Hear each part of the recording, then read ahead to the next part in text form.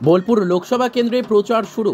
আজ সতীপীঠের অন্যতম পীঠ বীরভূমে কঙ্কালীতলায় পুজো দিয়ে বোলপুর লোকসভা কেন্দ্রে প্রার্থী অসিত মাল প্রচার শুরু করে দিলেন। সকালে কঙ্কালী মায়ের কাছে আশীর্বাদ নিয়ে কঙ্কালীতলায় কর্মী সমর্থকদের নিয়ে বৈঠক করেন বোলপুর লোকসভা কেন্দ্রের প্রার্থী অসিত মাল।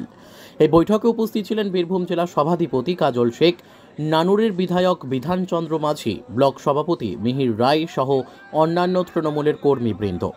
এদিন বীরভূম জেলা সভাধিপতি কাজল শেখ তার ঝাঁঝালো বক্তব্যে বলেন, এই কঙ্কালী গ্রাম পঞ্চায়েত থেকে 10,000 ভোটের লিড দিতে হবে বলে গেলাম, কি করে দেবে, কিভাবে দেবে সময় এলে বলবো। এছাড়া কর্মীদের উদ্দেশ্যে বলেন, মাননীয় মুখ্যমন্ত্রী মমতা বন্দ্যোপাধ্যায়ের প্রকল্প থেকে কেউ যেন বঞ্চিত না হয়, তাই প্রত্যেকটি পরিবারের বাড়ি বাড়ি গিয়ে খোঁজ নিতে হবে কেন তিনি প্রকল্প থেকে বঞ্চিত আছেন। কাজী আমিরুল ইসলামের রিপোর্ট, এস নিউজ বাংলা। হয়তো রেশন ডিলার যে চালটা দিচ্ছে, গ্রামের মানুষ ভাবছে এই চালটা রেশন ডিলারের কাছ থেকেই পাচ্ছি, তারা এটা জানে না এই ফ্রিতে চালটা আমাদের মাননীয় মুখ্যমন্ত্রী মাননীয় মমতা বন্দ্যোপাধ্যায় দিচ্ছে। হয়তো আমার যে বোনটা স্কুল থেকে কন্যাশ্রীটা পাচ্ছে, সে হয়তো ভাবছে যে কন্যাশ্রী প্রকল্পটা এই টাকাটা আমাদের স্কুলের টিচাররা দিচ্ছে, তারা হয়তো জানে না বা তাদের গার্জেনরা হয়তো জানে না এটা মাননীয় মুখ্যমন্ত্রী মাননীয় মমতা বন্দ্যোপাধ্যায় মস্তিষ্ক পরিচিত এবং রাজ্য সরকার দ্বারা এটা আমরা পাচ্ছি। তাই আমি বিস্তারিতভাবে বলছি না, আপনারা এখানে যারা আছেন সকলে সুবুদ্ধি সম্পন্ন মানুষ, রাজনীতি সচেতন মানুষ, কারণ আপনারা প্রত্যেকটি বুথের কর্মী নন, প্রত্যেকটি বুথের নেতা। আপনারাই আমাদের এমপিকে বিপুল ভোটে জয়যুক্ত করবেন, এ বিষয়ে আমার দৃঢ় বিশ্বাস আছে। বিগত দিনের ইতিহাসটা একটু রোমন্থন করলাম, কারণ সেটাকে জানার প্রয়োজন আছে। কারণ আমি জানি এই কঙ্কালী পঞ্চায়েত থেকে কমসে কম 15-16,000 ভোটার আছে। আমি এই পঞ্চায়েতে কমসে কম 8 থেকে 10,000 ভোটের ব্যবধান আমি বেঁধে দিয়ে গেলাম, এটা কিন্তু আপনাদের কাছ থেকে আমি নেব। 10,000 ভোটের ব্যবধান, 10,000 ভোটে কমসে কম আমাকে এই পঞ্চায়েত থেকে লিড দিতে হবে। কি করে দেবেন, কিভাবে দেবেন, সময় এলে আমি বলবো, এখন বলছি না। বাকিটা আপনাদের যে কাজ হচ্ছে আজকের পর থেকে প্রত্যেকটি বাড়িতে বাড়িতে যাওয়া, প্রত্যেকটি বাড়িতে বাড়িতে গিয়ে আমাদের মাননীয় মুখ্যমন্ত্রী মাননীয় মমতা বন্দ্যোপাধ্যায় যে প্রকল্পগুলো করেছেন বাংলার সাধারণ মানুষের স্বার্থে, খেটে খাওয়া মানুষের স্বার্থে, মা বোনেদের স্বার্থে, সেই প্রকল্পগুলো বাড়ি বাড়িতে গিয়ে বোঝাতে হবে।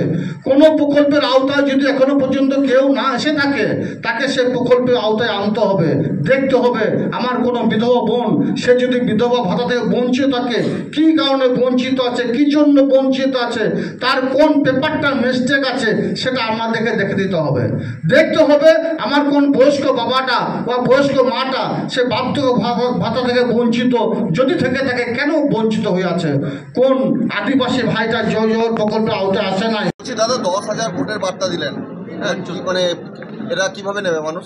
দেখুন, নানুর বিধানসভা যে টার্গেট আছে আমাদের এমপি সাহেব বলেই দিয়েছেন যে তিস্তর গ্রাম পঞ্চায়েত নির্বাচনের নিরিখে আমার যে 5টা এখানে জেলা পরিষদ মেম্বার ছিল, তার মধ্যে আমি একজন ছিলাম, আমরা 1,30,000-এর বেশি ভোটের ব্যবধানের বিরুদ্ধে পিছিয়ে রেখেছি।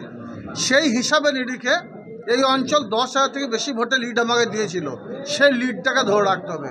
এটাই আমার কর্মীদের, আমার যারা অঞ্চলের বুথ সভাপতি আছে, গ্রাম পঞ্চায়েত মেম্বার আছে, তাদের সকল উদ্দেশ্যে এই বার্তা আমি দিয়ে গেলাম এবং ওটাই মিলিয়ে নেবো।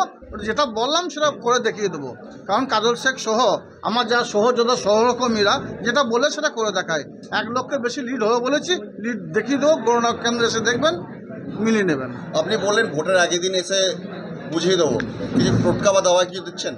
অবশ্যই থাকতেই পারে, সেটা সেদিনই বলবো। আজকে তো বলেই দিলাম, আজকে বলেছি সেদিন বলবো।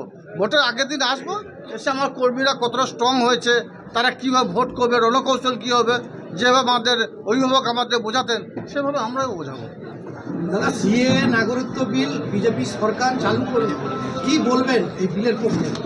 বিলের পক্ষে দেখুন, আমরা একজন স্বাধীন ভারতবর্ষের নাগরিক। কালকে হয়তো আপনিও শুনেছেন আমাদের দলনেত্রী বঙ্গজননী বাংলার মা মাননীয় মুখ্যমন্ত্রী মমতা বন্দ্যোপাধ্যায় তিনি সিএ বিল নিয়ে বলেছেন আমরা নাগরিকত্ব তো আগেই পেয়ে বসে আছি, কারণ আমাদের ভোটাধিকার প্রয়োগের মাধ্যমেই তিস্তর গ্রাম পঞ্চায়েত নির্বাচন হয়েছে, বিধানসভা নির্বাচন হয়েছে, লোকসভা নির্বাচন হয়েছে। সর্বতই আবার কিসের নাগরিকত্ব, এটা তো আমাদের কারো বোধগম্য হচ্ছে না। যারা বুঝছে তারা করছে, বাংলায় জাতি ধর্ম মত নির্বিশেষে হিন্দু মুসলিম শিখ খ্রিস্টান ইসাই সকলকে এক ছাতার তলা রাখার যে মন্ত্র, যে শপথ আমাদের সোনার বাংলা মাননীয় মমতা বন্দ্যোপাধ্যায় নিয়েছেন, আমরা তার প্রতি চলবো, তার হাতকে শক্ত করব এবং ভারতবর্ষে কোথা কী হচ্ছে আমার দেখার দরকার নেই। বাংলার বুকে মমতা বন্দ্যোপাধ্যায় ছিল, আছে, থাকবে।